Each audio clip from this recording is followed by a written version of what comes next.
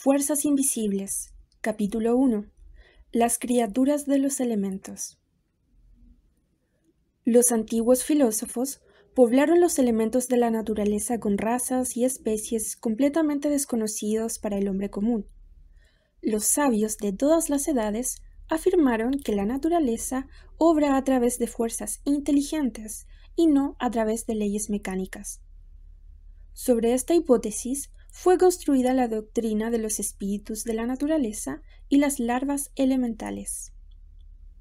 Paracelso, llamado el Hermes suizo y el primer gran médico de los tiempos modernos, nos ofrece el más completo análisis de estas extrañas criaturas que viven, se mueven y cuyo ser no es visto ni tampoco comprendido por el hombre mortal. Pese a ver todos los días sus obras, nunca se nos ha enseñado a conocer los trabajadores que día y noche actúan a través de las fuerzas más sutiles de la naturaleza. Estos espíritus elementales pueden dividirse en tres grupos. Número 1. Los elementales de los 4 elementos o éteres, a los que llamamos comúnmente los espíritus de la naturaleza.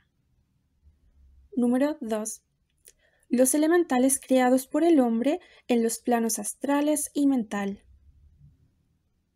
Número 3. El morador del umbral, o el elemental individual. Los 4 elementos. De acuerdo con las antiguas doctrinas, el universo tangible está compuesto de 4 elementos principales.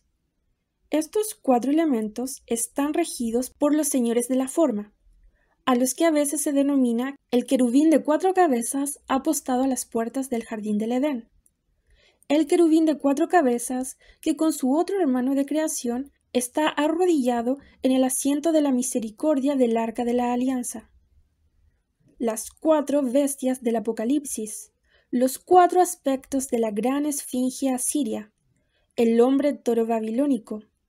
Todos estos simbolizan estos 4 elementos primordiales. Desde tiempo inmemorial, el hombre dividió la forma en 4 esencias fundamentales. Estas 4 esencias son la base de todas las cosas conocibles por los centros de conciencia del cuerpo material humano. Todas las cosas que están en un plano más elevado que estas 4 esencias solo pueden ser conocidas por la visión espiritual. Todas las innumerables y complejas formas que aparecen en este mundo como productos de las emanaciones geométricas de los señores de la forma o de los devas constructores del cuerpo son la expresión de estas 4 corrientes de la vida. A estas corrientes se las denomina los ríos de la vida, que surgen de los jardines del Señor, y su fuente es la gran jerarquía creadora llamada por los antiguos los reyes de Edom. Por encima de la sustancia raíz cósmica, los cuerpos físicos están animados por estas corrientes dadores de vida del éter. El éter es esa parte del cuerpo del logos universal, o de algo más elevado que no conocemos, que ocupa la posición de portador o recipiente, porque a través de él pasa en 4 corrientes el poder del logos creador. De su esencia provienen los 4 principios creadores, que en la actualidad forman la base del cuádruple vehículo humano. Estos son 1. Físico o terrestre, 2. Etéreo o acuático, 3. Astral o ardiente y 4. Mental o aéreo. Estos 4 vehículos que los antiguos simbolizaban por los brazos de la cruz formaban la base de la doctrina sagrada de la crucifixión. Por constituir la base primordial de los cuerpos, están bajo el control de las 4 cualidades y signos constructores del cuerpo conocidos con el nombre de los 4 signos fijos del zodiaco.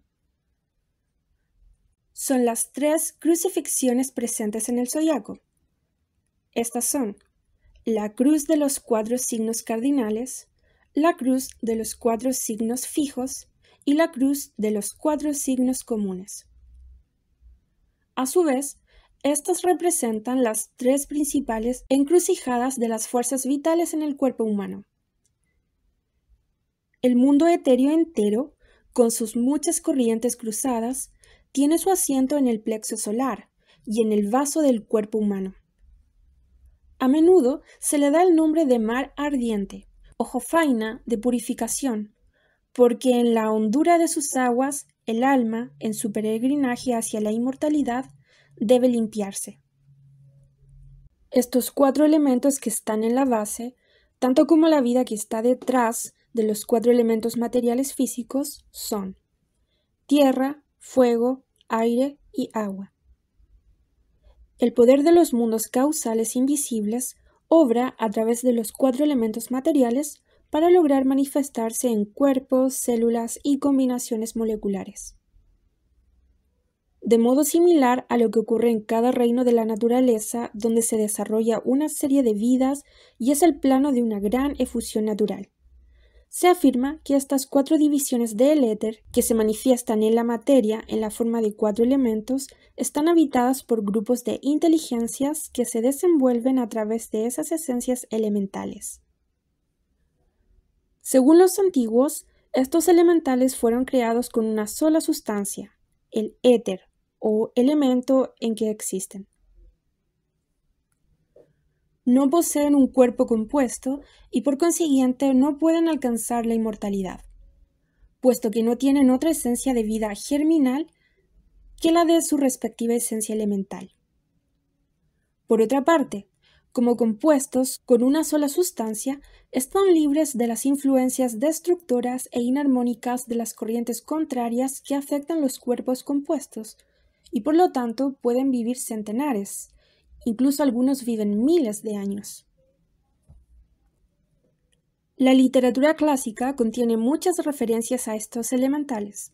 Por ejemplo, en el poema de Pope, Rape of the Lock, los elementales desempeñan el papel más importante. En el Conde de Gabalis, notable libro del abate de Villars, hay también una tesis exhaustiva sobre esas extrañas criaturas de la naturaleza, las cuales presentan variadas formas y tamaños, según su trabajo y deberes. Asimismo, sus cuerpos poseen distintos grados de densidad, según el elemento en que obran. Paracelso y el Conde de Gabalis dividen los espíritus de la naturaleza en 4 clases. 1. Gnomos, que son los espíritus de la tierra. 2. Ondinas, espíritus del agua. 3. Salamandras, que son los espíritus del fuego. Y por último, silfos, los espíritus del aire. Los gnomos. Bajo el título general de gnomos, hallamos a esos seres conocidos con el nombre de trasgos, duendes, diablillos, duendecillos de los bosques, enanitos, hombrecillos de las peñas y muchos otros nombres similares. Los gnomos son los más densos de todos los espíritus de la naturaleza y por consiguiente están más sometidos que los otros espíritus a las leyes de mortalidad.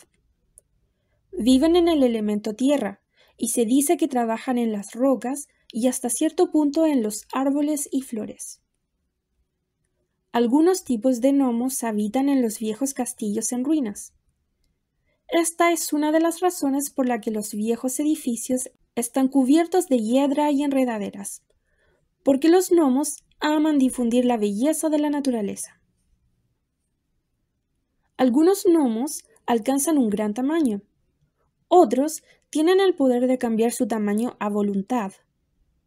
La mayoría, sin embargo, se asemeja en estatura a los enanos, con un cuerpo más bien rollizo, la cabeza grande y con vestiduras que crecen como parte integrante de ellos mismos. Según Paracelso, los gnomos se casan y crían hijos, y viven en un extraño mundo que los pueblos del norte llaman el Fame. Se dice que vienen de la tierra y que son capaces de penetrar hasta su mismo centro. También viven en cavernas y modelan las estalactitas y estalgamitas, y otros trabajan el coral y el nácar en el fondo del mar.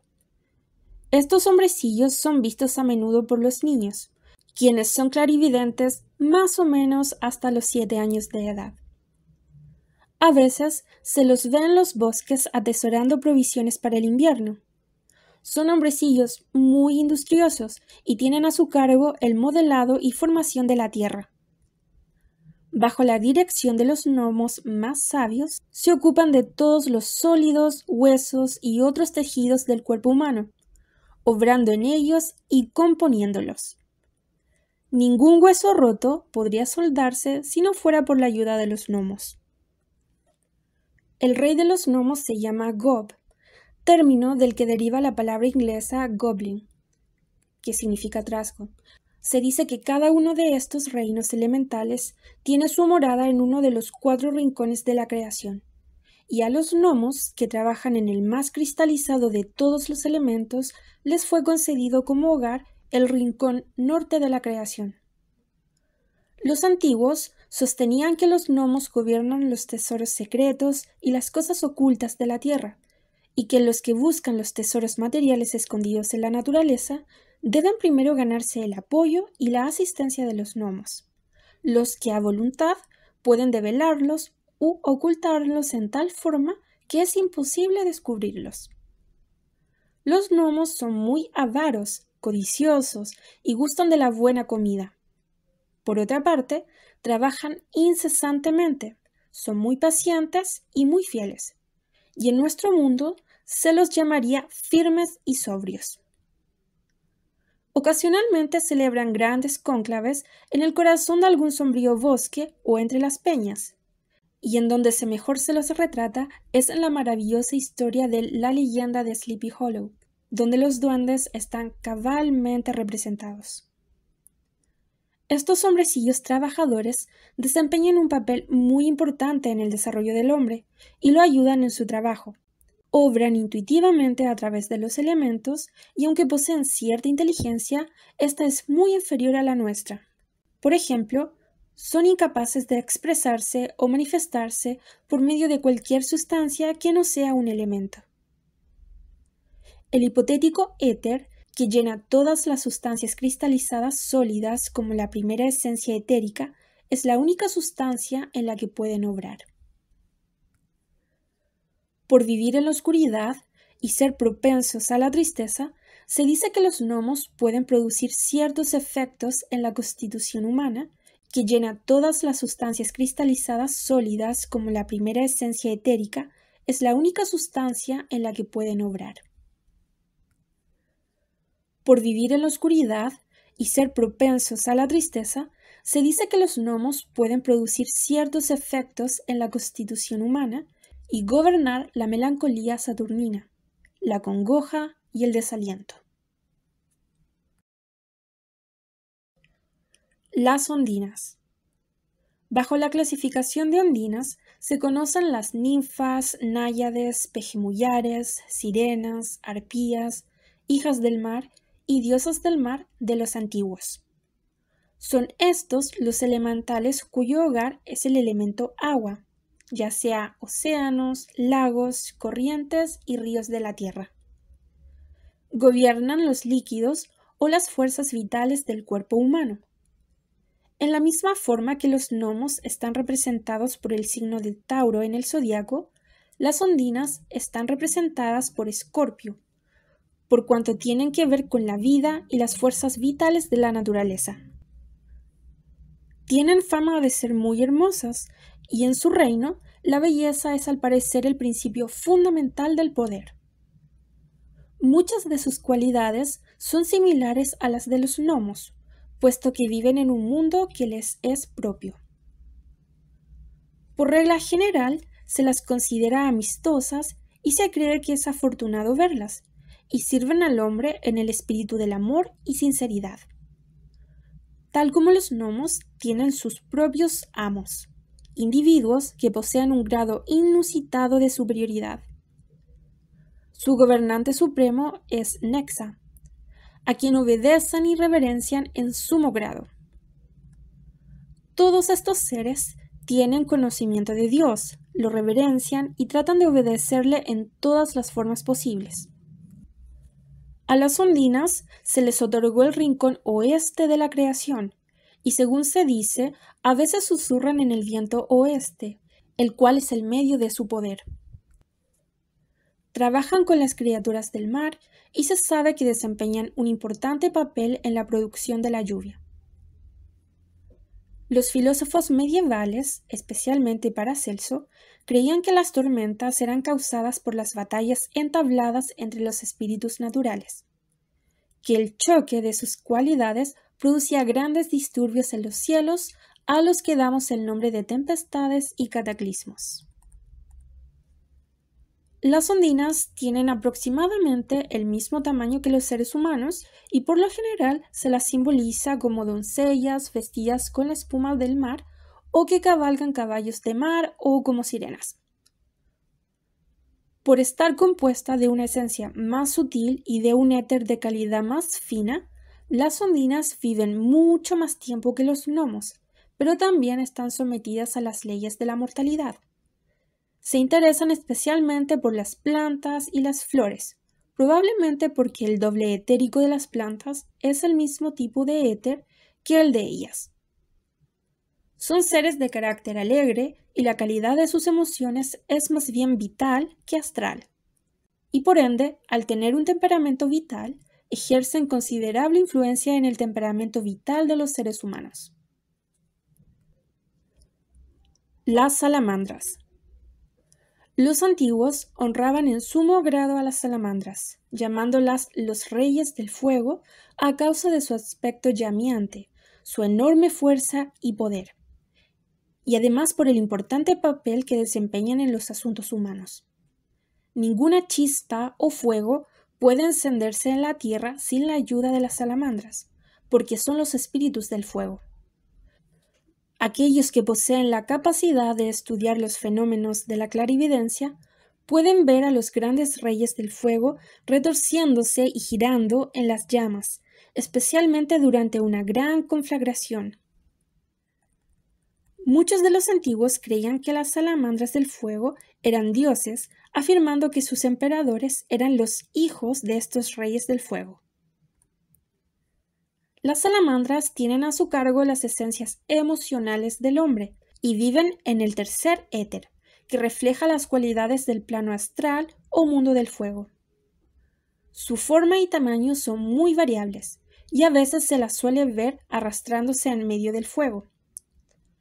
Eran conocidas por los antiguos como grandes gigantes vertidos con una armadura de llamas que se elevaban a través de las esencias del elemento fuego.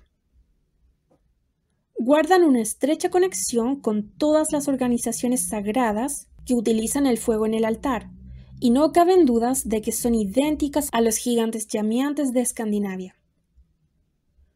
Gustan especialmente del incienso, cuyos humos les permiten asumir las formas de ciertos cuerpos. Las salamandras son los más fuertes y más dinámicos de todos los elementales. Gran similitud existe entre ellas y los ángeles luciféricos y también con los grandes devas del fuego de la India. Las salamandras, según el decir popular, moran en los volcanes y desde allí imparten su autoridad. Su rey se llama Dijin. Es un ser maravilloso, ardiente y que inspira reverente temor, y gobierna a sus súbditos con una vara de llamas. Aunque peligrosas para la vida humana, las salamandras, cuando se sabe comprenderlas, son muy beneficiosas. Son prontas a la acción, tempestuosas y emocionales, pero muy energéticas. Algunas pueden alcanzar un tamaño impresionante y se parecen a los gigantes de los tiempos prehistóricos, mientras que otras son muy pequeñas y son apenas perceptibles a simple vista. Se sabe que moran en el sur y se las siente en los cálidos vientos del Ecuador. Poseen un temperamento ardiente e influyen hasta cierto punto en todos los individuos dotados de este temperamento. Si se deja que esta cualidad se convierta en el poder que controla la vida, las salamandras que obran a través de ella confieren a todos los que sufren esta influencia una naturaleza tempestuosa, un temperamento fuerte y pasiones incontrolables. Debido a la tenuidad del elemento donde moran, es muy raro ver a las salamandras. Viven hasta una edad avanzada y muchas sobreviven millares de años antes de disolverse finalmente en la esencia primordial en la que se habían diferenciado. Los silfos. Los habitantes del cuarto éter, el más fino y elevado de todos, se denominan silfos, o espíritus del aire. También se los conoce con el nombre de caballeros de la noche, los nacidos del viento, los ángeles de la tempestad, los devas del aire, los nacidos de la mente, y con otras variadas denominaciones. Los antiguos creían que moraban en las nubes. Sin embargo, estudios más profundizados han demostrado que este grupo de elementales, entre los cuales se incluyen las hadas y todos los seres con alas iridiscentes que se nombran en los cuentos de hadas de los niños, tienen más bien realmente sus moradas en la cima de las montañas más que en el aire mismo. Los silfos viven y tienen su poder en su propio éter y como los gnomos se multiplican y viven en un mundo propio, en el que construyen sus castillos de aire con el elemento sutil que es el reflejo del plano mental. Su aspecto es muy variable, porque algunos se asemejan a seres humanos, pero con proporciones ligeramente distintas. Se sabe que son alegres, excéntricos, caprichosos e inconstantes, y que van de un lado para otro. Están siempre ocupados y trabajan con el pensamiento de los seres vivientes. Colaboran con los elementos aéreos del cuerpo humano, tal como los gases y éteres que se generan dentro de su propio ser, mientras las salamandras obran a través de la sangre y los elementos ardientes del cuerpo. Su jefe se llama Paralda y, según se sabe, vive en la más alta montaña de la Tierra. Los silfos ejercen poderosa influencia en todas las cosas en las que el aire es un importante factor. Los próximos 2000 años serán una edad aérea en la que la influencia de los silfos se manifestará en forma especialmente evidente, y la conquista del aire tiene mucho que ver con el descubrimiento de estos hechos latentes y ocultos. Los antiguos afirmaban que las guerras, plagas, incendios, terremotos y otros cataclismos eran causados por grandes ejércitos de elementales que marchaban unos contra otros armados hasta los dientes y que luchaban en los elementos de la naturaleza. Por eso se decía que el trueno y el rayo eran causados por batallas entre los silfos y las salamandras, mientras que las lluvias y las marejadas eran causadas por los silfos luchando contra las ondinas. Los movimientos en la tierra, los aludes y los ruidos subterráneos eran causados por las batallas que se producían entre las salamandras y los gnomos. Atraídas por las explosiones de pólvora, las salamandras frecuentan los campos de batalla, como grandes ejércitos de seres de un rojo llameante. Se alimentan también de las pasiones humanas, se convierten en obsesores de la mente del hombre y se expresan a través de los éteres receptores de su cuerpo. Los 4 grupos mencionados, ya sea gnomos, ondinas, salamandras y silfos, forman los moradores naturales de los elementos etéricos. Su obra se lleva a cabo por medio de lo que se denomina el cuerpo húmedo de la Tierra y los logos planetarios, y asimismo tienen sus polos correspondientes en el cuerpo del hombre. Además, hay otros grupos de elementales, algunos productos de los fenómenos naturales y otros generados por el hombre. Entre estos últimos cabe mencionar los elementales del pensamiento y las emociones, los fantasmas, los espectros, el morador del umbral y las larvas. El último grupo, al que también se conoce con el nombre de cascarones etéreos, son los cuerpos de los individuos que en el curso de la muerte pasaron al plano astral. Al desechar el vehículo etérico, poco después de haberlo hecho con la forma física, lo dejan tras de sí en el éter, donde se desintegra lentamente. Estos cascarones están en la base de gran parte del porcentaje de las manifestaciones mediúmicas, hecho que puede ser determinado solo por medio del examen de los globos oculares de la medium. Estos desechos son usados a menudo por los elementales y las larvas como vehículos temporarios de manifestación, mientras están flotando en el éter en el proceso de su desintegración. Debido a la sutil estructura de esos desechos etéreos, a menudo son necesarios muchos años para que la desintegración tenga lugar. De ahí que ejércitos de cuerpos etéricos floten como astillas de maderos errantes en el mar de la humedad etérea, desechados por sus primitivos dueños que desde hace mucho pasaron a otros planos de vida. Principios naturales. Los espíritus de la naturaleza son a veces visibles a simple vista, pero solo pueden ser dominados por aquellos que controlan los elementos en los que estas entidades viven. Por consiguiente, el poder del hombre sobre esos elementales le otorga el predominio sobre esos reinos.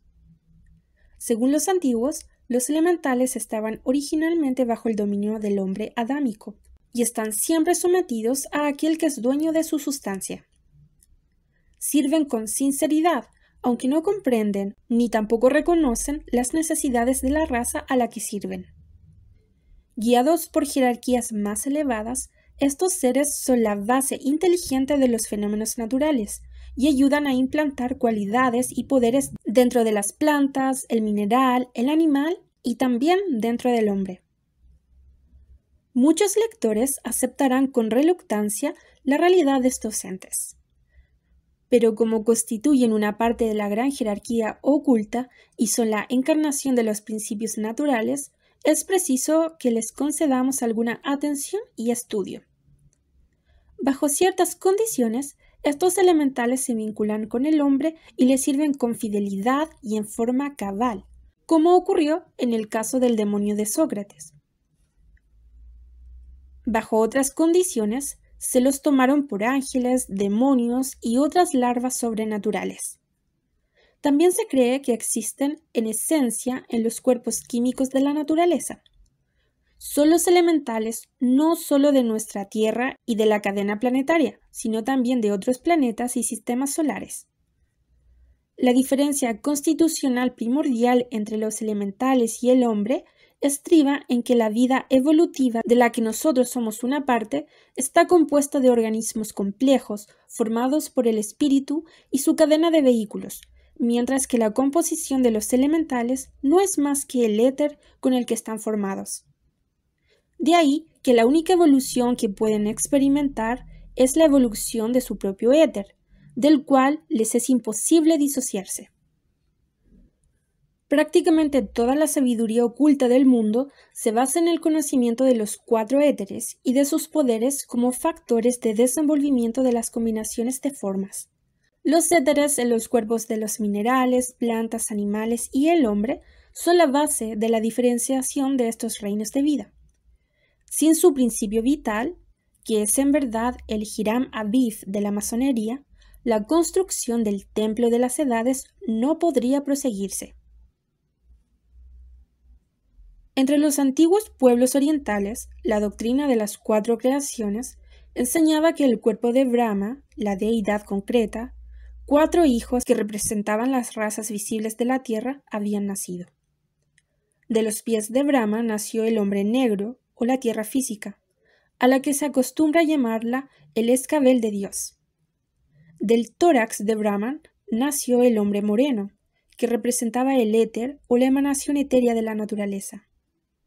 De las manos de Brahma, con su poder de acción, nació el hombre rojo, que representa los principios de movimiento y emoción, construcción y destrucción, de acción y reacción. De la boca de Brahma nació el hombre blanco, el Brahman, que es el hombre espiritual y mental.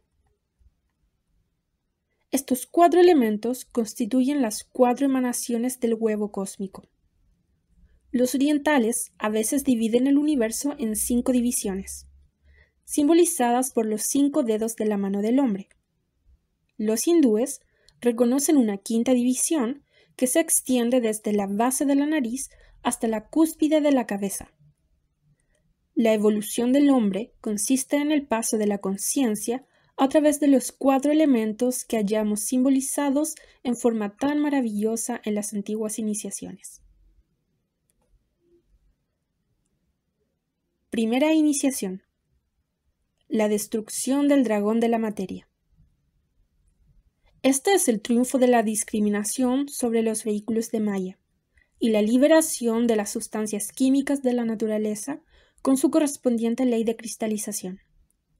Esto también consiste en vencer la ley de inercia y en pasar físicamente a través de una pared de piedra. Esta batalla se gana por medio de la espada de Excalibur, que es entregada al rey por la mano de una ondina que la saca de las aguas del éter vital. Segunda iniciación: el rescate de la perla de gran precio del océano de las sustancias vivientes. Este oro del Rin es guardado por los ángeles y los guardianes de las fuerzas vitales del cuerpo. Bajo la dirección del segundo grupo de elementales, ya descritos con el nombre de espíritus del agua, están las fuerzas vitales de la naturaleza, que estos manipulan bajo la dirección de las jerarquías más elevadas. Esta segunda iniciación se realiza quemando el agua con la espada llameante del querubín de 4 cabezas, la que está vuelta hacia arriba en el cerebro. En esta iniciación, el candidato aprende a desechar el mar de fuego y recibir la bendición del agua santa, que representa las fuerzas vitales de su propio cuerpo, y después de lo cual pasa bajo el mar y aprende a resolver el misterio del agua, la que nació del tórax de Brahma. Tercera iniciación: el paso del anillo llameante. En esta iniciación, el candidato cruza las líneas que separan los 2 elementos más elevados de los 2 más bajos en su esfuerzo por separar el alma del cuerpo animal. Esta iniciación es explicada en la leyenda de Sigfrido y Brunilda. El candidato recibe la bendición del fuego, incorpora el poder de la salamandra a su vehículo consciente y se pone bajo el rayo directo de Leo, el rey de fuego del templo. Aprende a pasar entre las llamas y también a gobernar las llamas de su propio cuerpo. Durante este proceso se le enseña a aplicar el suave calor del alquimista, que luego de pasar por la columna vertebral, empuja el huevo de Brahma dentro de su propio cuerpo, liberando en esta forma la serpiente de su postura de descanso y obligándola a dirigir su fuego hacia arriba, hasta el árbol de la vida. Bajo su dirección logra el primer grado místico. Si se queda en ese lugar, se convierte en místico y en un poder del sendero de llamas del corazón, y viste la túnica púrpura de Cristo. Cuarta iniciación: el ascenso por el sendero del fuego espiritual. En esta prueba, el candidato logra el poder de pasar conscientemente a través de la atmósfera espiritual e incorpora en su vehículo el activo poder funcional de los silfos o espíritus del aire. Logra el poder de conocer los principios atmosféricos de la naturaleza y asimismo el funcionamiento consciente del cuarto plano de la naturaleza por medio de la ayuda de la cuarta esencia elemental que está dentro de él. En los mitos del norte, cabalga el caballo de 8 patas para ir al cielo. El 8, durante muchas edades, simbolizó el sendero del fuego espiritual en el hombre. Combina en esta forma los 4 elementos en el poder de la mente, del que puede aprovecharse por medio del cuarto éter. Y esta es la forma más elevada de conciencia de que gozamos en la actualidad. Todas estas iniciaciones solo son posibles por medio de la interpretación de las esencias elementales con el organismo del hombre. Durante estas iniciaciones, el hombre logra dominar los elementos y los distintos grupos de inteligencia que habitan en ellos. Valga decir que en este texto estamos considerando únicamente un solo grupo de estos moradores, es decir, los espíritus de la naturaleza.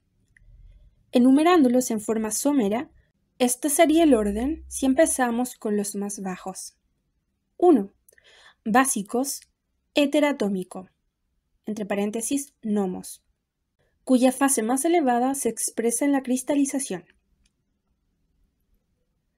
2. Éter húmedo, entre paréntesis ondinas, que se expresa como el agua de vida, la divina madre Isis de todas las cosas. 3. Éter astral, paréntesis salamandras, que se expresa en todos los movimientos y percepciones de los sentidos. 4. Éter mental, paréntesis silfos, que se expresa como la base de la percepción mnemónica y del intelecto razonador. Estos 4 éteres representan los canales para la expresión de las fuerzas de los 4 mundos de la naturaleza, a través de los cuales evoluciona el hombre en la actualidad. El éter no es en sí mismo un mundo, sino meramente una sustancia capaz de transportar o perpetuar el producto de alguna otra esfera. Los antiguos se referían al éter llamándolo el hipotético espejo de la eternidad, porque reflejaba los mundos de la naturaleza en una forma concreta, vitalizándolo e impregnando esta forma con las chispas de vida que contienen en sí mismo. Cuando el sacerdote levanta la mano en la bendición, mantiene en alto 2 dedos y otros 2 abajo. Los 2 de abajo representan los elementos de la tierra y el agua. Los de arriba representan los elementos de fuego y aire, mientras que el pulgar representa el akacha, o espíritu. En esta forma, el sacerdote imparte la bendición de los 4 éteres, sin los cuales la conciencia es imposible y cuyo influjo es la base del crecimiento, de la redención y de la regeneración. Capítulo 3. Formas mentales y elementales generados por las emociones. Al hombre le fue concedido como a su Dios ser un creador. La chispa de vida que tiene dentro de él es capaz de otorgar vida eterna a las partículas indiferenciadas que existen en la naturaleza. En otras palabras, dentro del hombre hay una piedra de toque que transforma en una sustancia similar a él todo lo que se pone en contacto con su persona. Como el universo está lleno de chispas de la rueda de Dios, también los elementos de la naturaleza están llenos con las chispas que se desprenden de las ruedas de vida, retorciéndose y girando dentro de los organismos más bajos de la naturaleza. El hombre es un Dios en formación. Está mucho más cerca de la divinidad de lo que cree o de lo que le conviene creer. El infinito deseo de crear late en su sangre, en la misma forma en que lo hace en el ser de la deidad. En cada momento de nuestra vida se expresan las cualidades divinas de la creación. El hombre no solo crea seres semejantes a él y perpetúa su especie por medio de la ley natural, sino que es también un creador en los planos más elevados de la naturaleza. Del mismo modo en que su organismo físico reproduce seres semejantes a él, también nacen de su ser otros hijos. Volviendo a las 4 creaciones del cuerpo de Brahma, podemos decir ahora que de las sustancias simbólicas de los pies de Brahma, paréntesis tierra material, de los muslos de Brahma, paréntesis agua etérea, del pecho de Brahma, paréntesis fuego astral, y del cerebro de Brahma, paréntesis aire mental, es modelado el vehículo cuaternario por medio del cual el ego espiritual puede funcionar respectivamente en los mundos físicos, etéreo, astral y mental. Por medio de los poderes generadores del mundo físico, el hombre ayuda a formar los cuerpos físicos de los seres vivientes que lo acompañan en su vida. En la misma forma, es capaz de dirigir los planos de sustancia que sirven para expresar otras oleadas de vida en evolución, puramente física. En el tercer mundo, donde el hombre rojo nació de Brahma, emana del Brahma en el hombre una gran corriente de seres construidos por sí mismo, muy similares a los hijos del cuerpo físico producidos en este mundo. Su responsabilidad hacia esos seres es tan grande como hacia los de su misma carne y sangre que crecen en torno a él en la forma de hijos y descendientes.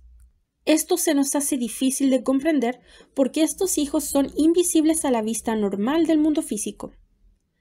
Sin embargo, el clarividente entrenado es capaz de verlos y comprender que estamos ahora poblando este mundo con hijos que crecerán para ser sus futuros ciudadanos en forma tan segura como poblamos el plano astral con los hijos de nuestras emociones. Estas son extrañas y ardientes criaturas nacidas de nuestro propio cuerpo emocional, cuyo vértice remolinante se halla en el hígado. Este cuerpo es el león del querubín, y de él se derrama en el mundo la progenie del plano emocional. Nuestros hijos astrales. Paréntesis, el mundo astral es denominado un plano de la naturaleza. La pasión, la compasión, la emoción y el deseo humano son las cualidades que hacen que el cuerpo del individuo concuerde con el cuerpo correspondiente del hombre macrocósmico. Dios o Brahma tiene una constitución septenaria. Para cada uno de sus cuerpos hay un polo o vértice vibratorio en reciprocidad con el cuerpo humano, siendo estos polos centros de actividad que responden a los grandes centros de los planos del hombre universal. Por analogía, no caben dudas de que los planetas de nuestra cadena son los átomos simientes permeantes del hombre universal, y que cada átomo es el centro de un sistema septenario de esferas o globos compuestos de variados grados de densidad. En el hombre universal, estos cuerpos son denominados planos de la naturaleza. En el hombre inferior, estos planos son llamados cuerpos. En la actualidad, solo podemos conocer las oleadas de vida que atraviesan las 7 esferas, es decir, las que armonizan con la creación material. Cabe decir con seguridad que en la creación mayor, Brahma creó oleadas de vida en cada uno de sus planos, o cuerpos, y que los elementos invisibles de la naturaleza están poblados con razas, orbes, cadenas, y que pasan a través de la cadena septenaria de manifestación, sin que ninguna de estas creaciones se dé cuenta o comprenda la existencia de cualquiera de las otras, o que sea comprendida por cualquiera otra. Puesto que esto es cierto del hombre universal, y ya que la ley de analogía es una guía infalible, podemos afirmar con seguridad que el hombre, el universo menor, no solo lleva a cabo la obra de la creación física, sino también da origen a una complicada serie de creaciones mentales y astrales que el vidente entrenado es capaz de estudiar a primera vista y cuyos atributos puede clasificar. A continuación, daremos un resumen de algunos de sus más sobresalientes rasgos. Por ejemplo, cada plano de la naturaleza corresponde a cada uno de los vehículos del hombre. También, la evolución consiste en elevar el centro de conciencia de vida sucesivamente de un plano a otro, por la armonización gradual de la conciencia con la velocidad vibratoria de cada plano. En el mundo occidental, el plano físico es el mundo de la realidad, por cuanto la conciencia de sus habitantes se concreta únicamente en las cosas materiales, quedando los centros de los sentidos aprisionados en lo visible y físicamente tangible. Para nosotros el mundo físico es la única realidad existente, por cuanto conocemos lo externo solo a través de la velocidad vibratoria de la percepción sensorial. Y nuestra velocidad de percepción sensorial hace que armonicemos con el plano más inferior, los pies de Brahma, el nivel de los Sudra o sirvientes. En la naturaleza hay un mundo o plano, uno de los cuerpos de Brahma, con el cual el hombre llega a armonizar por medio de la velocidad vibratoria del átomo emocional sutrátmico. El giro de los átomos produce una velocidad de vibración, y cada uno de estos átomos simientes vibra a una tónica diferente. Para aquel que es capaz de entenderlo y cuyos sentidos hayan logrado la necesaria armonización, estos átomos simientes entonan un centro místico, cuyas notas suenan como los tonos estruendosos de un órgano colosal de la naturaleza. Sin detener nunca su maravilloso movimiento de giro, se unen al conjunto de las sinfonías celestiales de las esferas en movimiento. En una forma más moderada, entonan el canto emitido por los planetas, y de este modo susurran el nombre sagrado del más alto, ese ser maravilloso que está compuesto de todas las chispas de vida que giran en la infinita espiral del sonido vibratorio. Del cuerpo físico del hombre se extiende un aura en forma de huevo, con la parte más ancha abajo. Esta aura, llamada comúnmente el cuerpo astral, es una serie de emanaciones remolinantes en la que los rudimentos de los órganos pueden advertirse en espirales y ruedas giratorias de luces coloreadas. Este cuerpo en forma de huevo se extiende de 30 a 35 centímetros fuera de la forma física y es el vehículo de la expresión consciente que hace armonizar al hombre, el pequeño Dios, con las emociones del Creador. Como el rojo planeta Marte, que es su nota fundamental, este cuerpo brilla con matices y colores opalescentes, en los que predominan el rosado, el violeta y el naranja. Este cuerpo pertenece tanto al organismo como al cuerpo físico, y funcionamos en él muchos años después de la muerte de nuestra forma física. Este cuerpo astral expresa todos los sentimientos, las emociones, los deseos, los odios, los temores, excesos y las cualidades adictivas del organismo humano. De él se derraman perpetuamente en el plano astral de la naturaleza los elementales creados por el hombre que habitan ese plano en el gran universo. Los antiguos dividieron el plano astral en dos grandes regiones, Kamaloka y Devachan. La traducción Kamaloka significa en primer lugar el mundo de compensación. Fue identificado con el purgatorio por las organizaciones religiosas de la cristiandad y está compuesto por los tres planos más groseros del mundo astral. Es importante comprender que el así llamado purgatorio de los antiguos es muchas veces más sutil en sus principios atómicos que el mundo físico, y que interpenetra la materia física. Aunque no tengamos conciencia de ello, las llamas eternas del infierno están en medio de nosotros, invisibles, desconocidas y absolutamente inocuas, debido a que actuamos en un nivel de vibración distinta. En esta división inferior del plano astral se vierten los elementales generados por las emociones del hombre. Nuestros odios, temores y excesos son así estancados en los tres planos inferiores del mundo astral. Allí, el clarividente puede ver el fruto de la degeneración humana y los hijos nacidos del cuerpo animal del hombre. Estas creaciones a menudo son extrañas contradicciones de las cosas que una persona quisiera que los demás creyeran, porque no muestran lo aparente, sino los secretos excesos de su vida. Como corrientes de demonios y monstruos, tal como las que frecuentan el sueño de los adictos al opio o resplandecen ante los ojos de los borrachos, vemos a los hijos nacidos en el lugar más bajo del mundo del fuego de Dios. Surgen de nosotros en una incesante e infinita corriente y nutren esa hirviente multitud de seres de fuego que se destruyen unos a otros en ese mundo de oscuridad. Esto es, por cierto, el infierno de Dante. En Kamaloka, la tierra del pecado, el hombre debe encontrarse con sus creaciones cara a cara y enfrentar a los hijos de sus vicios. Poco comprende el hombre de la inmortalidad que es capaz de otorgar a sus creaciones. Hay una leyenda apócrifa del Maestro Jesús en la que se dice que cuando era niño modelaba para jugar palomas de arcilla y las echaba en el aire, dándoles vida para que pudieran volar en el cielo. De la misma manera, cada uno de nosotros, con el poder de inmortalidad en nuestra alma, otorga la vida a las substancias de la naturaleza, moldeándolas en la expresión de nuestros temperamentos y personalidades, y arrojándolas en las sutiles esencias de la existencia, donde flotan por incontables edades, llevando cada una las bendiciones o maldiciones con que fueron dotadas por nosotros.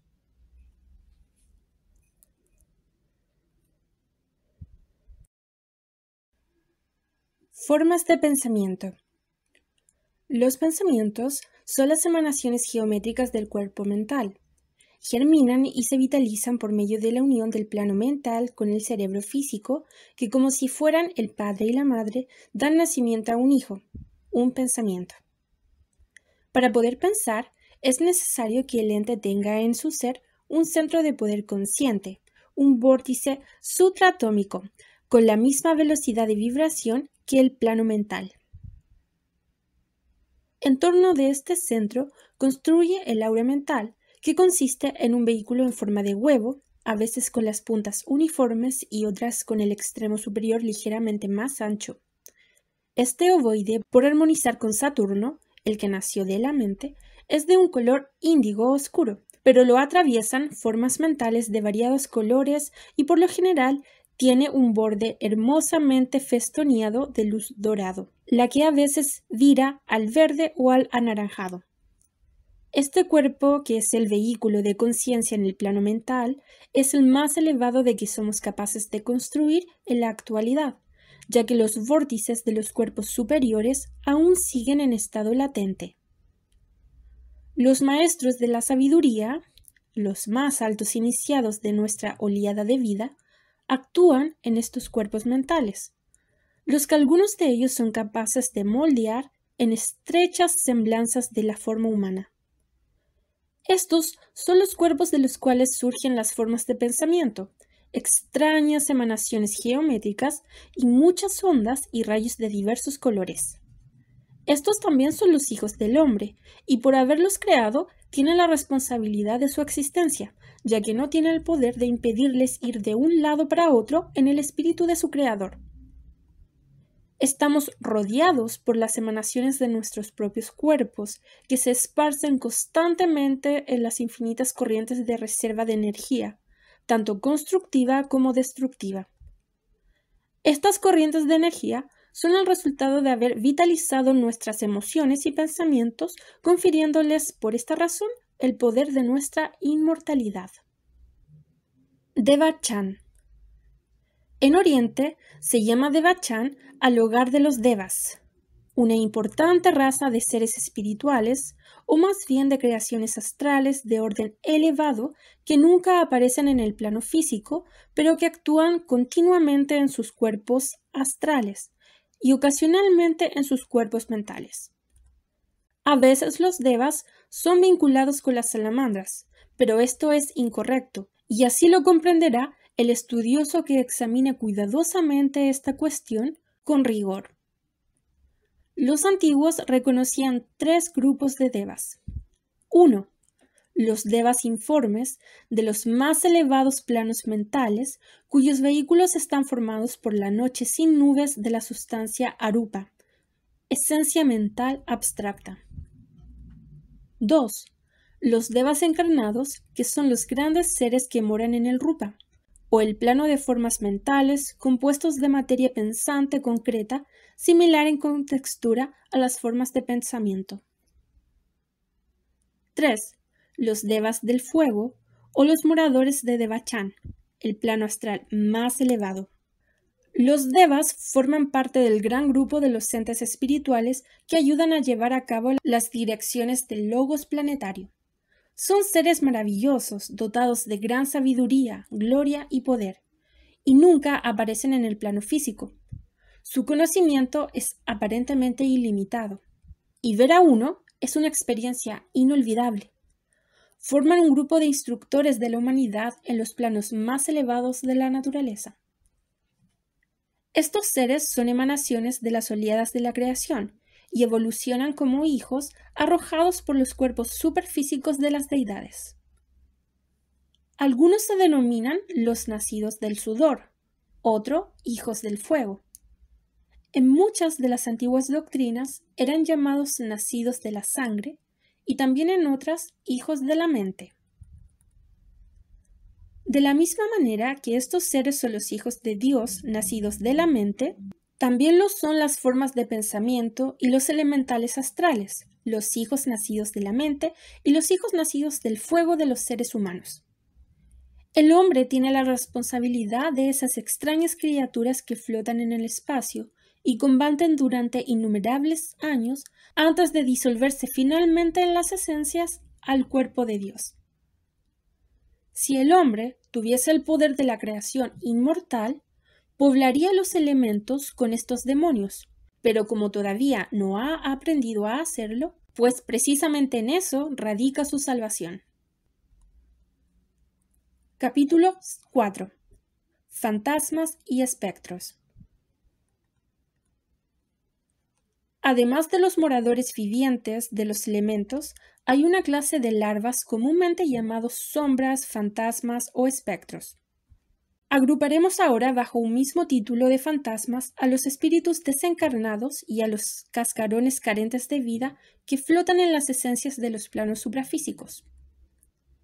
Esto es incorrecto, porque en verdad la palabra ghost, fantasma en inglés, deriva de la palabra ghast, que significa una sombra que pasa o el reflejo arrojado por la luz en la oscuridad circundante. Jehová, el dios de la forma, tal como Shiva de la India, el tercer aspecto de la Trinidad, y Osiris, el tercer aspecto de la Trinidad egipcia, es representado como el Señor de las sombras o apariciones del inframundo. En realidad, todos los cuerpos son fantasmas porque son los espectros de lo real.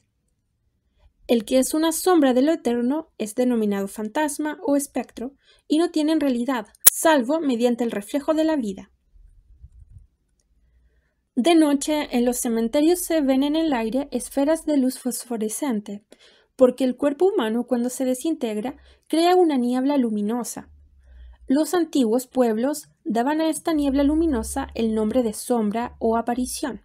Decían también que las sombras de los hombres recorrían los senderos de su pasado, como el fantasma del padre de Hamlet, que se paseaba por las murallas almenadas de su castillo. Por lo general, podemos dividir los fantasmas que transitan de noche en dos clases generales. Primero, están los cuerpos que se desintegran de las inteligencias desencarnadas. El hombre no muere una sola vez en la naturaleza, sino muchas veces. Desecha no solo un vehículo físico, sino también un cuerpo etéreo, un cuerpo astral y por último un cuerpo mental. En primer lugar, se abandonan los cuerpos más densos, como las telas de una cebolla. Cuando son arrojados fuera de la monada espiritual, cada uno de estos desechos flota en su propia esencia de existencia durante un tiempo considerable, antes de desintegrarse completamente, por cuanto las esencias sutiles de la naturaleza conservan por innumerables años los cuerpos compuestos por ella, de la misma manera que el alcohol conserva la carne. Las esencias de la naturaleza están compuestas con cuerpos que se descomponen lentamente y que fueron desechados después que sus experiencias las hubieran incorporado en los organismos espirituales del hombre. En estas esencias de la naturaleza viven también seres que se visten con esos cuerpos que se disuelven lentamente, como un actor que se pone un traje de disfraz o que lleva una máscara. Estos seres disfrazados son generalmente los elementales del éter. Los fantasmas que nosotros vemos son generalmente cuerpos etéreos de los cuales huyó la conciencia espiritual y que ahora son arrastrados ante los ojos de los hombres como los restos de un naufragio que flota en el mar. Animados en parte por las sustancias sutiles de los éteres, ahora son vitalizados, a veces humanizados, por una inteligencia de uno de estos planos sutiles. La gente dice, la visión que vi no era un cadáver que flotaba, sino que se movía, levantaba las manos y me miraba. No comprenden que esa masa de protoplasma etéreo que se arrastra, que se mueve, está flotando en la superficie y en medio de un mar de éter. Si alguien pudiera caminar en el fondo del océano y ver las ondulantes ramas de las algas destacarse vagamente en la pálida luz verde, vería una sustancia que en sí misma es incapaz de locomoción o animación, más allá del principio vital de propagación. Esta sustancia ondula y se mueve, se retuerce y gira como si estuviera viva. Largas ramas de las algas que se parecen al cuerpo de una boa hacen ondular sus sinuosas ramas de la misma manera que los fantasmas que aparecen de noche señalan con el dedo o fijan su ojo vidrioso hacia la víctima que los contempla. El movimiento no tiene origen en la cosa que vemos moverse, sino que es el resultado del movimiento de las fuerzas externas. Únicamente los que están conscientes en los planos más bajos de los mundos etéreos pueden comprender lo que significa ver esos desechos que flotan, que son arrastrados, siempre arrastrados, cada vez más borrosos, y muchos años después, a veces siglos, un rostro extraño, tan borroso que es apenas visible, señala la desintegración final de ese espectro etéreo. El plano etérico pertenece en realidad al mundo físico, está ligado a la esfera física, por cuanto en realidad en el molde en el cual se fundió su parte densa, de la misma manera que la anatomía física del hombre es realmente moldeada en el doble etérico. Este vehículo etéreo es puramente una sustancia física, mucho más tenue que los sólidos, líquidos y gases que vemos. Está más o menos ligada al cuerpo físico, desintegrándose a veces con él, pero por lo general permanece diferenciada de la sustancia del mundo astral. El cuerpo etérico vaga cerca o sobre la tumba donde el cuerpo denso ha sido colocado, y a veces esto conduce a una condición de apego a la tierra. Para prevenir esta posibilidad, los antiguos ocultistas cremaban el cuerpo físico. Cuando se hace esto, nada queda para atar la inteligencia más alta a la materia, ya que el cuerpo ha sido completamente reducido a la sustancia básica inorgánica. El primer vislumbre de la visión etérea, que no es más que una extensión de la visión física y no clarividencia como algunos imaginan, hace entrar al hombre en un mundo de espectros. La frontera entre los mundos físico y verdaderamente superfísicos. Allí ve esas formas cubiertas de flotantes ropajes hechos con los sutiles átomos de este mundo, hirviente y retorcido, formas dantescas en infinitas nubes. Millones de estas formas se extienden tan lejos como puede alcanzar la vista, flotando en grupos o en líneas ondulantes en el mar del éter donde se conservan. En la interminable marcha del tiempo, poco a poco se desvanecen, por cuanto los átomos vuelven al mundo etéreo de la misma manera que los átomos físicos vuelven al polvo. Así como los átomos físicos se incorporan otra vez en los siempre cambiantes cuerpos, y lo que constituye el cuerpo de un hombre puede aparecer en el organismo de una planta o un animal, el éter que había sido atraído por los centros de conciencia etérea para construir un cuerpo, cuando lo dispersa el tiempo, finalmente se une en nuevas formas. Las partículas del cuerpo etérico del hombre están hechas con los átomos que se desintegran de los millones de fantasmas que han estado flotando en los éteres desde que empezó la eternidad. A este mar de éter ha de volver cuando hayan terminado su trabajo y cuando las impresiones que el hombre ha implantado en él y que son necesarios para el progreso de su alma hayan sido extraídas e incorporadas a sus vehículos más elevados. El hombre tiene un cuerpo relacionado con cada uno de los reinos de la naturaleza que luego se combinan en la cuádruple conciencia. Toda la gama de su expresión, tal como se manifiesta por medio de la forma, desarrollo, movimiento y pensamiento, es inspirada por un organismo completo, que en el hombre se llama cuerpo y en el hombre universal un plano de la naturaleza. Cada uno de estos cuerpos actúa en su respectivo nivel. El hombre nace en cada uno de estos planos a medida que el átomo desciende y por la ley de atracción polariza un cuerpo. Este cuerpo crece de una manera natural y progresiva. Luego, cuando fallece, muda sus vehículos en el estado de desencarnación, desechando cada uno de estos cuerpos hasta que solo queda el átomo gonádico en el plano arupa.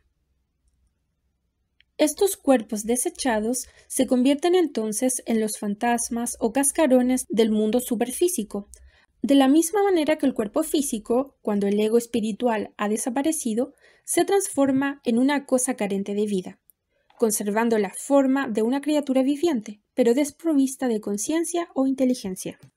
En la antigüedad, este proceso tenía como símbolo a la luna, la que en verdad es un fantasma, por cuanto su inteligencia se reencarnó en la Tierra. La luna es un cuerpo muerto, desprovisto de vida, impulsado por el poder del gran desintegrador de la naturaleza. El señor de los fantasmas o espectros, en otras palabras, el regente de la luna. Volviendo al mismo tema, hay una conciencia espiritual ligada a la Tierra que a veces visita a los seres vivientes, pero en este caso lo hace generalmente por medio del cuerpo astral más inferior. En conciencia nunca se la puede ver, a menos que el individuo esté parcialmente dormido. Las personas que han visto estos espectros siempre afirman por todos los santos que estaban completamente despiertas. La conciencia está completamente despierta, pero actúa en ese momento en el cuerpo astral más inferior. De ahí que el cuerpo físico no se mueva en todo el tiempo de la visión. La persona no puede levantarse y aproximarse al espectro. Las personas piensan que están despiertos, pero es siempre un estado semejante al ensueño en el que están parcialmente bajo el imperio del sueño. En ese momento, el cuerpo físico está descansando y las cualidades físicas más inferiores no se interponen ni se expresan en forma alguna. Entonces, mucha gente se vuelve ligeramente clarividente y ve los fantasmas y espectros en este mundo. El espectro por lo general adopta una forma de un color grisáceo, cubierta por una vestidura oscura y rodeado por una luz de un gris azulado. Luego de haber estado la persona desencarnada algunos años alejada del plano físico, la parte inferior de su cuerpo se convierte en un colgajo y finalmente desaparece, por cuanto en el plano astral más elevado conserva solo la conciencia de la cara. Estos espectros aparecen generalmente debido a que están ligados a la Tierra por fuertes ataduras, tal como los celos y el daño que causaron. Un amor o un odio muy grande también los atrae. Por lo tanto, el avaro vuelve a su tesoro llevado por la codicia. Estas formas fantasmales son las que con su presencia llenan los antiguos castillos, como el hermoso fantasma de Hampton Court.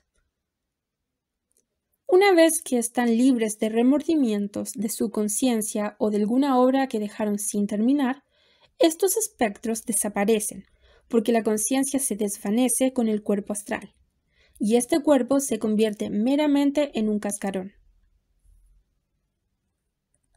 A menudo el cascarón es animado por los elementales que siguen frecuentando los lugares donde iba antes el espíritu. Un gran porcentaje de las visiones vistas por los médiums son meramente estos cascarones etéreos, vitalizados por un elemental de los mundos astral o etérico. Las ligaduras que atan a la tierra, por ejemplo, los conceptos mezquinos, la ignorancia, los propósitos dirigidos hacia una sola finalidad o actitudes similares, se hallan detrás de muchos de estos casos.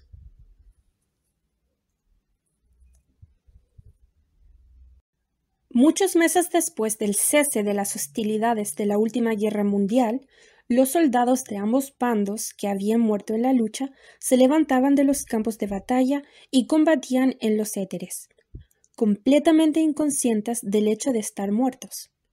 Se herían y se mataban unos a otros, maldecían y proferían palabrotas, y vivían otra vez entre las explosiones de los proyectiles como en el pasado. Otros vagabundean entre los bosques de cruces de los cementerios de Europa, preguntándose muchos años después de su muerte qué les sucedió. El mar está poblado de buques fantasmas, cuyas tripulaciones muertas desde hace mucho siguen navegando hacia el puerto al que nunca pudieron llegar cuando vivían. A bordo de los antiguos galeones del plano etéreo, el viejo bucanero español todavía sigue contando su oro, atado por la ligadura de la materialidad y el egoísmo al mundo del cual ya no forma parte. El fumadero de opio sigue frecuentado por los espíritus de los que murieron esclavos de la maldición de este vicio y que vuelven para inhalar el malsano humo y regocijarse en su desdicha. Como grandes vampiros, buscan gozar otra vez de las pasiones de su antigua vida terrenal, apoderándose de la mente y el alma de los vivientes y obsesionándolos con sus insatisfechos deseos. Todos estos hechos nos enseñan una importante lección. La respuesta al problema de los que siguen atados a la tierra presenta dos reglas principales. 1. La vida honrada y 2. El desapego. Los que han cumplido su deber en este mundo no tienen que preocuparse en volver y pedir perdón, ni tienen que seguir los pasos de las personas a quienes hicieron daño, esperando la liberación. Los que no tienen apego a las cosas de este mundo van a cumplir el cometido que les confía su maestro en otros mundos. Lo repito, si la gente de este mundo pudiera, en espíritu y en verdad, liberar a los muertos, no estarían rodeados de espectros que se lamentan y ruegan, mantenidos por una fuerza que no está a su alcance comprender. Cuando lloramos por los muertos, cuando deseamos que retornen a este mundo, los arrancamos del cometido que les confió su maestro y nos rodeamos de fantasmas que nunca más regresarán a la vida, pero a quienes mantenemos aquí e impedimos que cumplan su deber. Esos cascarones que flotan en el éter y las regiones inferiores del plano astral son tan incapaces de ayudarnos y mucho menos guiarnos en la búsqueda de nuestra salvación como lo es un cadáver de salvarnos en este mundo. Estos cascarones son las cosas que más a menudo se ven en las visiones. Ellos están obsesionados por los más bajos elementales y las larvas del plano astral más inferior. Hacen mover las mesas y las sillas, realizan materializaciones y pintan cuadros, y el hombre, en su imbecilidad, hace dioses de entes que no son siquiera humanos. Que el estudioso investigue esos mundos por su propio placer, o si es incapaz de investigarlos, que aprenda la gran verdad de que el hombre no debe rendir homenaje a lo que no conoce. Solamente a su Dios debe rendir el homenaje que el despertar de su conciencia le indica que éste merece. Solamente con una conciencia perfecta vendrá una comprensión perfecta y una perfecta cooperación con el obrar de la naturaleza. Los fantasmas de los viejos cementerios y los espectros de los sueños deben volver a los planos de donde han venido, donde flotarán como desechos hasta que la eternidad termine de disolverlos, ya que los vehículos de conciencia del espíritu han de ser liberados para aprender las lecciones del nuevo mundo donde vive. Allá, sin sufrir la influencia de las emociones humanas, absorberá los frutos de sus respectivos cuerpos y con ellos constituirá el cuerpo eterno, el templo del alma, que es la joya de la corona humana, el gran logro de la evolución. Capítulo 5. El morador del umbral. El carácter y las cualidades que dan verdaderamente la medida de la conciencia humana no estaban en el germen primitivo del ser que salió del infinito, sino que son el fruto de la experiencia y la madurez que se logra con la edad espiritual.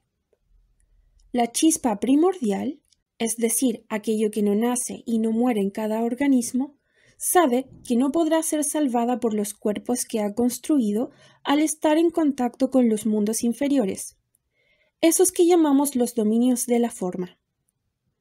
La primera chispa, este germen divino del espíritu, hace posible todo crecimiento y expresión, pero el crecimiento, en la verdadera comprensión espiritual de la palabra, es el resultado de que la conciencia acepte los átomos evolucionantes de los diversos factores que agrupamos juntos bajo el título de experiencia, sin la cual el espíritu no puede mejorar su herencia primitiva. El mundo que conocemos es el jardín de infantes del espíritu. Aquí, las almas infantiles son instruidas en las realidades por medio de las irrealidades. De la misma manera que cortar figuritas o hacer barquitos de papel es el primer paso en la educación del niño. Las cosas aparentemente muy alejadas de la verdad modelan en una forma misteriosa el carácter del hombre según líneas de conducta que más tarde lo llevarán a la sabiduría. Son muy pocos aquellos que comprenden que en este mundo estamos a prueba, pero esta es la verdad. Estamos obligados a empuñar los rayos de la rueda de la ilusión, hasta que, como los niños en la escuela, nos adelantamos a nuestra clase y somos trasladados a otra superior. Del mismo modo que en la escuela hay niños que nunca parecen aprender y se quedan año tras año en el primer grado, los que no dominan los problemas de la gran escuela de la vida deben permanecer en el mundo de la materia hasta que comprendan el plan y, lo que es mucho más importante, hasta que vivan de acuerdo con la realidad que han descubierto. En la actualidad, todo el progreso se lleva a cabo a través del cuerpo físico. Todos los vehículos más elevados hallan expresión a través de este medio y son modelados por la manera en que aplican sus fuerzas respectivas en el mundo material. Enumeremos a continuación los cuerpos del hombre. 1. El cuerpo mental. En los tiempos presentes, este es el vehículo más elevado del hombre, salvo unos pocos adeptos y maestros muy adelantados que actúan conscientemente en el cuerpo búdico. En la mayoría de la gente, el cuerpo mental parece como una nube amarilla que rodea la cabeza y los hombros. Cuanto mayor es la fuerza de pensamiento de la persona, tanto más organizado es el cuerpo mental. El cerebro es su vehículo en la materia, y el desarrollo de este cuerpo superfísico depende enteramente del ejercicio de la fuerza de pensamiento. No depende de otros entes. Su rol es la solución de los problemas de la vida de acuerdo con las facultades de razón y de lógica. 2. El cuerpo astral. Este cuerpo es mucho más viejo que la mente y por consiguiente está desarrollado en una forma mucho más perfecta. Halla su expresión por medio del fuego de la sangre del hombre. Las emociones, pasiones y reacciones con las que el hombre excita su organismo son expresiones del cuerpo astral. El corazón, como órgano de influencia sobre el destino de la conciencia, expresa las cualidades del cuerpo astral y el dominio y la dirección de las fuerzas emocionales son los que construyen el alma astral en el ser humano. Las emociones siempre tienen tendencia a ir a los extremos, y es el equilibrio de los opuestos y el dominio de los extremos en esta vida lo que modela el cuerpo astral en un vehículo permanente para la expresión del espíritu. 3. El cuerpo físico. Este vehículo, compuesto de la densa química y del doble etéreo o vital, es en principio la más antigua conexión del hombre con el universo exterior y en la actualidad constituye el punto en que se centran todos los demás cuerpos. La eficiencia de este cuerpo da la medida de la expresión de todos los vehículos más elevados. Constituye la conexión positiva entre la escuela de la experiencia material y las fuerzas sutiles que el hombre trata de develar. A través de este cuerpo y su expresión, en la actualidad se realiza todo el crecimiento espiritual. Cuando el inventor esboza por primera vez su idea, debe adaptarla a las necesidades prácticas y modificarla para que esté de acuerdo con los requerimientos de su fabricación. De la misma manera, los esquemas de la conciencia son puestos a prueba en la práctica. Por lo tanto, este cuerpo se convierte en el terreno de prueba de la vida, y solamente los que lo cruzan y sobre su yunque traducen sus teorías a la práctica son capaces de conocer verdaderamente la eficacia de sus ideas. Es preciso ahora que consideremos algunas de las expresiones por las cuales hemos aprendido a juzgar el carácter y la vida de las personas con quienes estamos en contacto. Estos no son dones del espíritu inmortal, sino más bien la cosecha de los campos de la vida cuando se supo vivir con inteligencia. Las virtudes del alma. Las siguientes son las cualidades del alma. 1. Virtud. La virtud es la inocencia que se transmuta en la comprensión inteligente del derecho moral. Este logro solo puede alcanzarse por medio de la experiencia. 2. Perseverancia.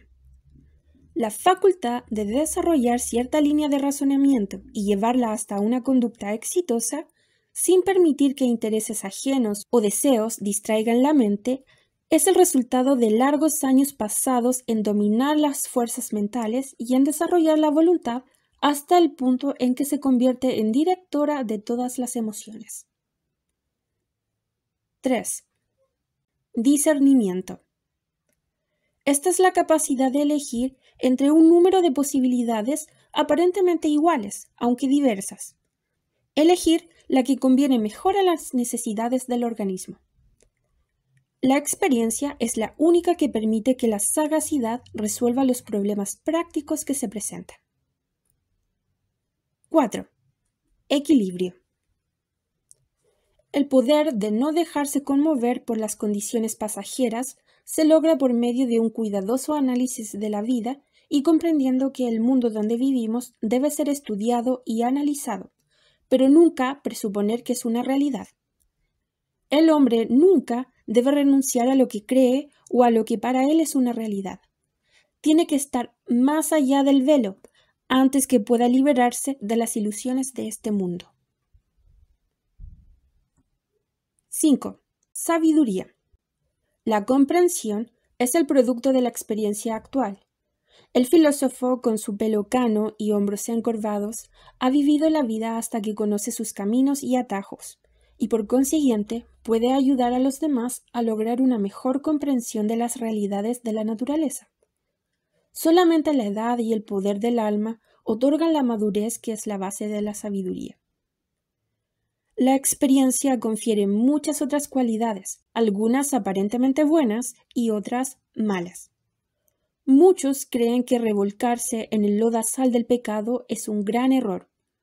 Otros creen que Dios debe tener una manera más fácil y mejor de instruir a sus hijos que la de obligarlos a batallar en la oscuridad para salvarse. Esto será siempre una cuestión abierta, que cada cual debe resolver a su manera. En torno de nosotros hay miles de seres que se debaten en el fango de la degeneración. Gran parte de las personas que pueblan el mundo son moral y físicamente mancilladas. Es demasiado tarde para prevenir los errores que todos cometemos y defendemos.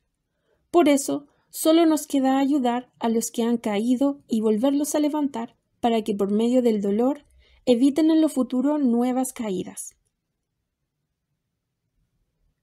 Es imposible promulgar una ley que haga a la gente buena, pero el sufrimiento la hace prudente cuando no supo aprovechar los consejos que hubieran evitado esta situación. El dolor y los desencantos nos hacen pensar cuando no hicimos caso de los buenos consejos. En esta forma, el hombre aprende a través de la experiencia.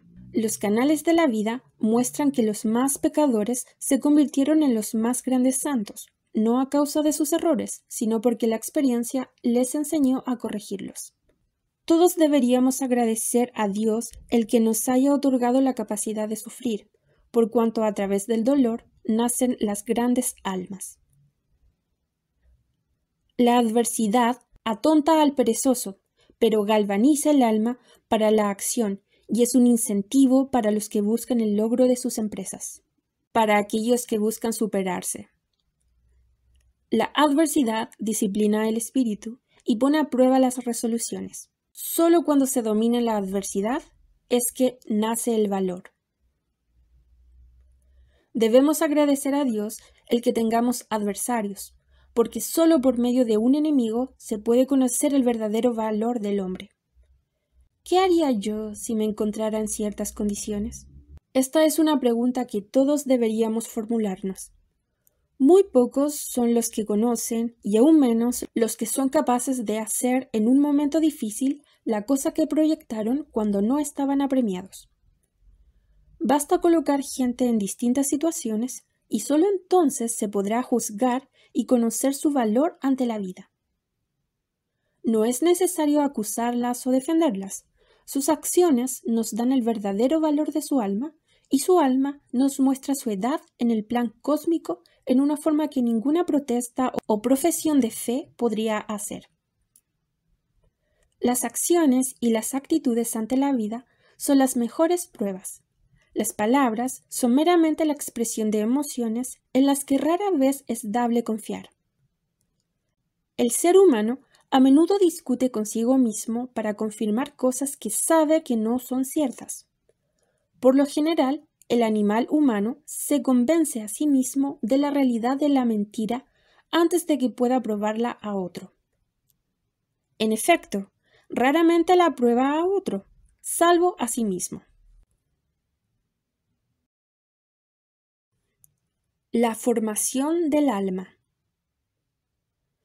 En los tiempos presentes usamos dos palabras, alma y espíritu, como si significasen la misma cosa. Sin embargo, esto no es correcto. El libro de Ezequiel dice, el alma que peca ha de morir. Sin embargo, el espíritu no muere. En filosofía oculta, el espíritu es esa esencia que siempre existe y que constituye la parte inmortal de todas las cosas creadas en cualquiera de los 7 mundos en que se manifiesta el plan cósmico. El espíritu es indestructible, increado, y es el germen de la divinidad en todas las creaciones manifestadas. Es Dios en nosotros, la permanencia eterna, el triple espíritu del ser. En cambio, el alma es la vestidura del espíritu, el fruto o esencia de toda la experiencia que se ganó por medio de la manifestación en los mundos concretos de la materia mental, de materia astral y de sustancia física. En el sentido espiritual, el hombre solo puede ser vestido por sus virtudes. De ahí que el logro del áureo ropaje del alma es la verdadera razón de la vida.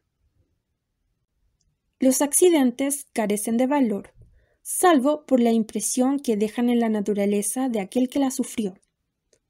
Por medio de un proceso oculto, esta impresión se modela en el cuerpo del alma como otro hilo en la vestidura del alma.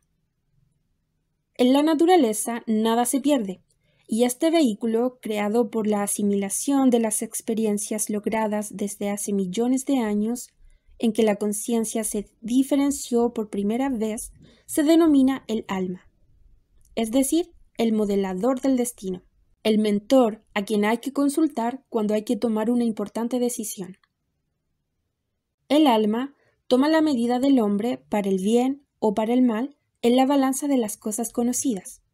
Es la base del juicio y sobre todo la inspiración que está tras la voz de la conciencia. Por lo tanto, nos preguntamos, ¿de qué provecho le será al hombre si gana todo el mundo y pierde su alma? En el alma se dibujan todas las distintas acciones y reacciones que constituyen la vida. Por consiguiente, el alma es esencialmente dual en su naturaleza. Es lo que registra los éxitos y lo que registra los fracasos. Las cosas que hemos hecho para el bien se convierten en nuestros ángeles guardianes que nos guían e inspiran para que logremos nuevas victorias, mientras que las cosas que hemos hecho para el mal se convierten en nuestros amenazantes acusadores, confrontándonos siempre con la responsabilidad de nuestros errores. En la puerta de los templos de Oriente hay 2 perros, uno que ríe y el otro que mira de reojo. Ambos representan nuestras virtudes y vicios, experiencias que debemos sufrir si queremos entrar en el sendero que conduce a la perfección. Estas 2 cualidades, la buena y la mala, están dentro de nosotros y siempre están con nosotros. Una señala el cielo y la otra siempre nos presenta nuestro mayor problema. El animal sigue formando parte de nuestra naturaleza y seguirá formando parte de ella hasta que seamos capaces de transmutar la fuerza del adversario en la aspiración a las grandes victorias sobre el yo inferior. Este adversario interior, esta acumulación de karma que aún no hemos pagado, este cuerpo de pecado, este obstáculo siempre presente, este espíritu de negación, esta siempre amenazante figura del mal en nuestra naturaleza, era llamada por los antiguos el morador del umbral. Enfrentando al morador. La primera etapa en la antigua iniciación era pasar ante el terrorífico monstruo que mora en la linde de los mundos físicos y espiritual. A los hijos de la luz se les decía que nunca podrían, ya sea avanzar en las lejanas comarcas o ganar el salario del maestro constructor, mientras no enfrentasen con valor y resolución el demonio invisible que mora siempre con ellos, y no despertará dentro de ellos las fuerzas sutiles con las que él estaba compuesto. La mayoría de la gente no llega a conocer esta terrible figura hasta el momento de la muerte, cuando la inteligencia actúa por un breve instante en esta linde de la muerte y la vida. este umbral en donde mora la bestia.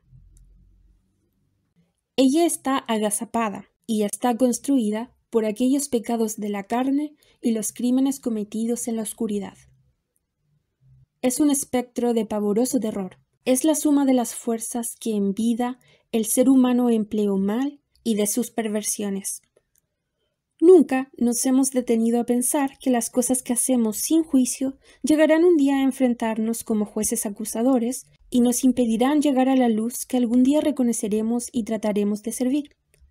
En épocas muy lejanas, cuando el hombre pecó por primera vez, nació ese ser y gritó sobre la sangre del primer Hijo de Dios que fue matado. El odio y el miedo, los celos y la codicia, las pasiones y la lujuria, la negligencia y el crimen, todas estas cosas lo han nutrido hasta que en el momento presente el hombre lleva consigo un ser todopoderoso, criado y educado por lo peor que hay en él. Una bestia semejante a un demonio que lo incita siempre al crimen y a la perversión, que lo tienta siempre, por medio de los malos hábitos, a hundirse siempre en ese fango de la degeneración del cual sale arrastrándose tan penosamente. Este es el guardián del umbral. Nunca lo hemos visto, pero no hay día en que no combatimos contra él, luchando para liberarnos de los anillos del pecado que son sus manifestaciones. Cada vez que nosotros somos capaces de dominar un rasgo negativo de nuestro carácter, pasamos ante el morador del umbral, porque nuestros pecados nos separan del mundo del espíritu, y cuando dominamos nuestros errores, actuando honradamente en vez de dejarnos llevar por nuestros malos hábitos, el pecado ya no es un obstáculo tan grande. Finalmente, llegamos a ser capaces de enfrentar ese ser por última vez, y entre los éteres del mundo superior, luchamos con el dragón del karma hasta vencerlo, y bañándonos en su sangre, nos volvemos inmortales, por cuanto la energía es la sangre del morador, y está constituido con la energía que hemos perdido o mal usado.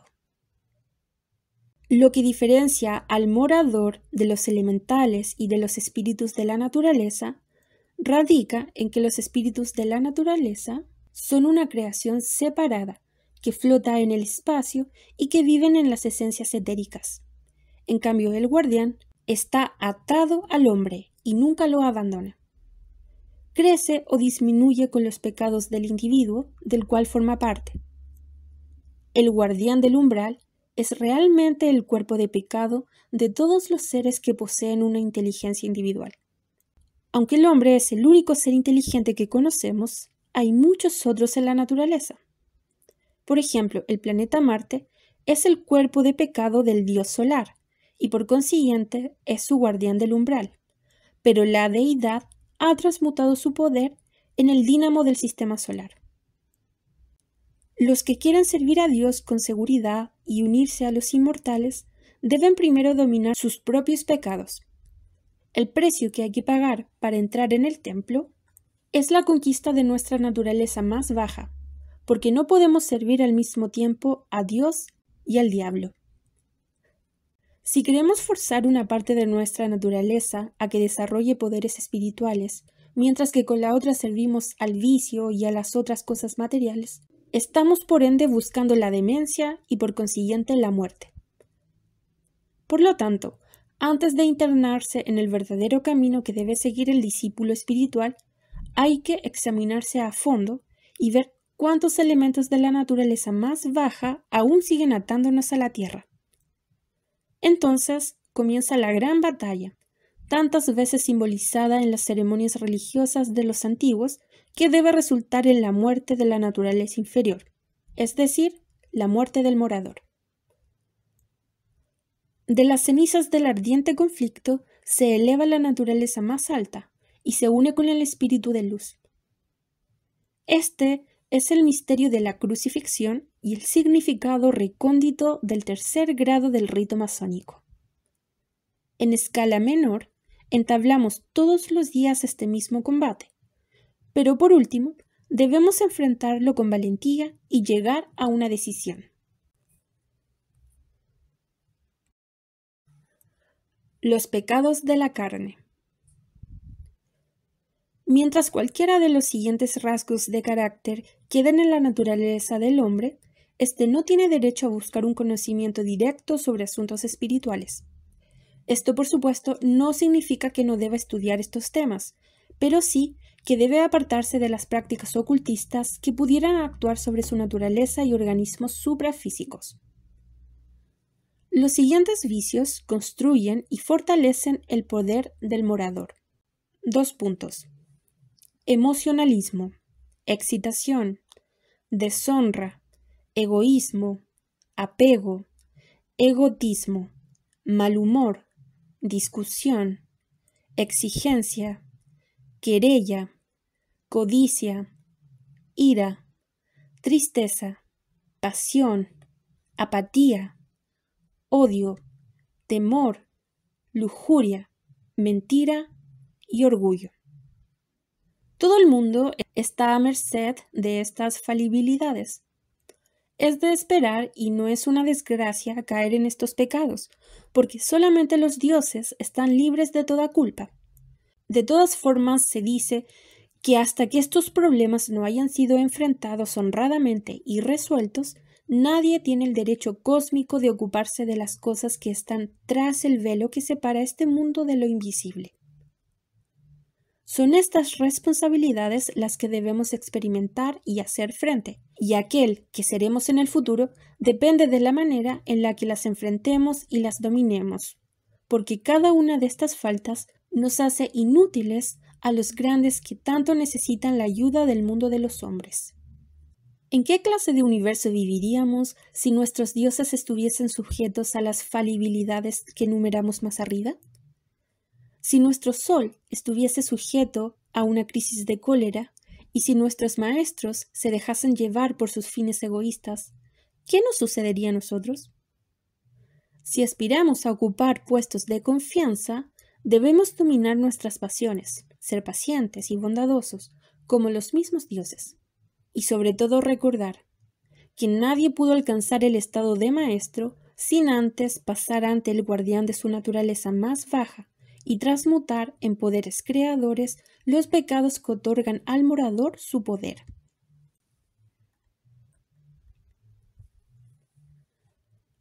Los 3 peldaños. Hay que subir 3 peldaños distintos para llegar a la sabiduría, y todo el progreso debe efectuarse de acuerdo con estos peldaños.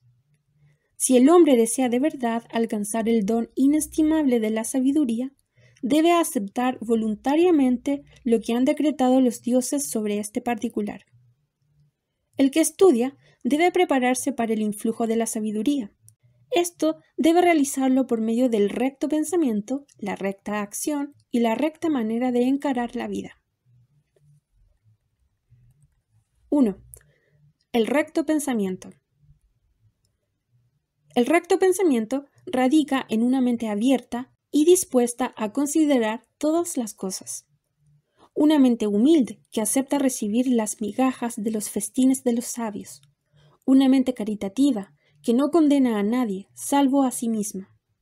Una mente sagaz capaz de ver el bien en todas las cosas y llegar hasta el bien en todas las cosas. 2. La recta acción.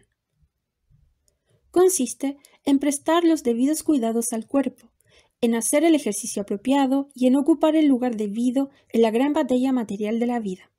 El ser humano crece poniéndose en contacto con todo lo que crece.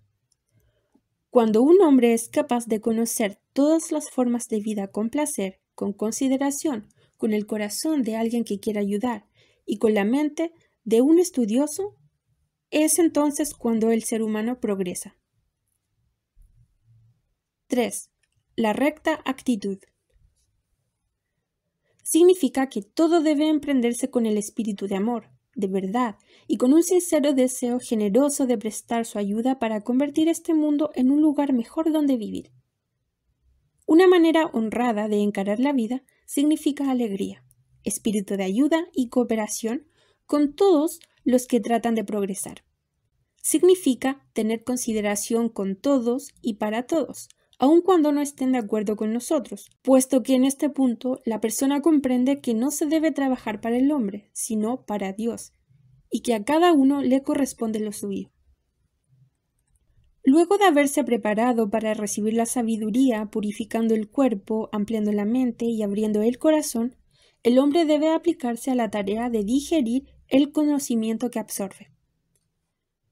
Combinar los hechos de manera que sean de utilidad práctica en el mundo no es una tarea desdeñable.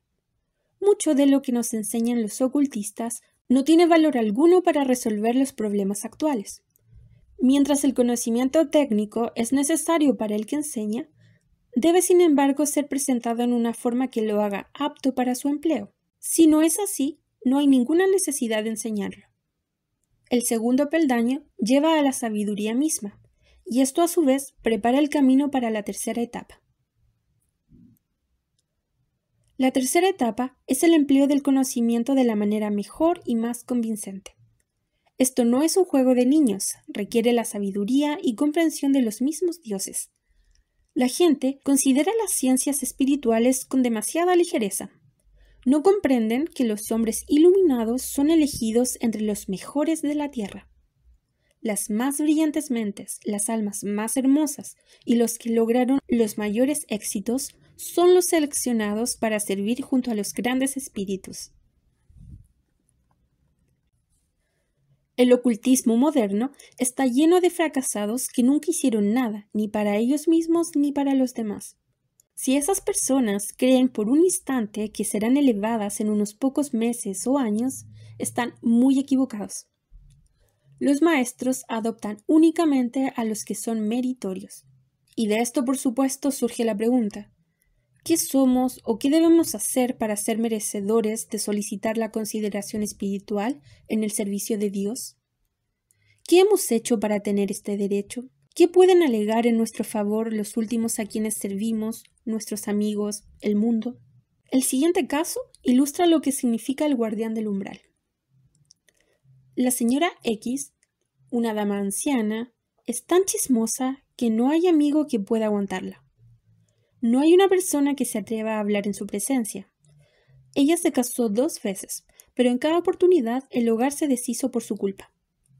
Esta señora echa la culpa a los demás, pero todos los que la conocen comprenden que ella es la única responsable. Tiene un carácter desdichado, un genio acerbo y un cuerpo envenenado por su manera inapropiada de alimentarse. Pasa gran parte de su tiempo lamentando las desdichas que tuvo en el pasado, creyendo que todo el mundo le lleva la contra. No quiere reconocer su egoísmo y pasa el tiempo divulgando lo que sabe acerca de sus conocidos. Espera que todos le den la razón y a la persona que no lo hacen los trata de tontos. A veces está llena de amor por las personas que la rodean y otras veces los odia tanto que quisiera matarlos. Reza y medita todos los días y ruega que la iluminen espiritualmente. Ve visiones y cree que las creaciones de su mente son verdaderas, lo cual es del todo imposible. Es una de las miles de personas que esperan lograr la iluminación como un derecho de nacimiento y alcanzar la espiritualidad como una herencia. No comprende que los maestros necesitan a gente que sea capaz de obrar. Esta señora sería incapaz de ganar $5 por semana en el mundo material y es una inútil en cualquier lugar donde se halle. Pero cree poseer el suficiente valor para que Dios envíe a uno de sus maestros y le enseñe las cosas que no es capaz de comprender. Así como esta señora, los que desean ser iluminados son muchos, pero son escasos los que aceptan inclinar su voluntad ante la de la naturaleza y trabajarlo bastante duramente para cambiar su vida y lograr resultados útiles. Un análisis del carácter de esta señora muestra que tiene los siguientes defectos. Es un egoísta incurable, pesimista, tiene un genio violento que envenena su sangre, es egoísta, se deja llevar por sus emociones, lo cual es una criminal pérdida de energía. Ha descuidado su cuerpo, y valga recordar que Dios no frecuenta un templo que no está limpio y libre de enfermedades. Estos 6 defectos constituyen el morador del umbral. Se levantan entre ella y todas las hermosas cosas que desea hacer. Dios no le borrará sus defectos, pero le otorgará lo que desea solo cuando pruebe su valor, dominando su naturaleza y dándose cuenta de sus errores. Recordemos que Dios hizo un pacto con el ser humano. Si el ser humano prepara el templo de su vida, el Padre aceptará morar en él y será la luz de ese templo. No pidamos, por tanto, nada a Dios mientras no hayamos hecho nuestra parte. No intentemos lograr la espiritualidad mientras no hayamos construido un tabernáculo de acuerdo con la ley otorgada a los hijos cuando la tierra era joven. La Esfinge. ¿Quién fue capaz de medir el misterio de ese rostro inexpresivo que mira en el desierto hacia el lugar donde se levanta el sol? El ser, con el cuerpo de animal, es el cuerpo de pecado del hombre, es decir, el guardián del umbral, que tal como la verdadera constitución del ser humano, es desconocida para la gran mayoría de las personas. Antes que el candidato pueda progresar en la obra espiritual que se le ordenó cumplir, debe arrancar el secreto de pecado del guardián silencioso. Por medio de la concentración y la consagración, debe corregir y dominar uno tras otro sus propios vicios, hasta que pueda ofrecer al servicio de los maestros una vida sin mácula alguna. Solo entonces será aceptado. Pero en este mundo son escasos los que desean una vida inmaculada. Todos desean el poder, pero son escasos los que pueden tomar la espada del rápido despego y hundirla en el corazón del siniestro espectro, es decir, su propia naturaleza inferior, el morador del umbral.